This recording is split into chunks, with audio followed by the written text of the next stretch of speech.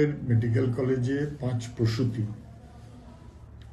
ভুল চিকিৎসায়, ভুল ওষুধে তাদেরকে স্যালাইন দেওয়া হলো, সেই স্যালাইনে ক্ষতি হলো, অসুস্থ হলো, ভেন্টিলেশনে দিতে হলো, আইসিইউতে গিয়ে ভেন্টিলেশনে দিতে হলো, একজন মারাও গেলেন।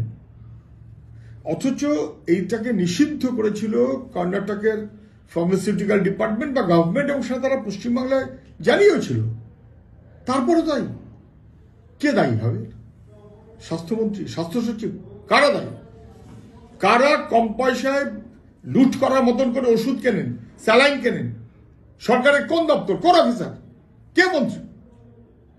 এই মৃত্যুর দায় কার হবে? গোটা সরকারি স্বাস্থ্য ব্যবস্থাকে লাটে তুলে দেওয়া হচ্ছে, আর সরকারের ব্যবস্থাপনা নিয়ে সেবাশ্রয় হচ্ছে ব্যক্তির ইমেজ বাড়াবার জন্য, ভাইপোর ইমেজ বাড়াবার জন্য।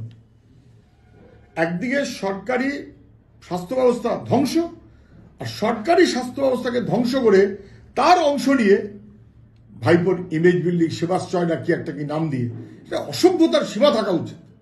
ছাবলামো হয়ে যাচ্ছে, বাংলার মানুষকে নিয়ে ছাবলামি করছে।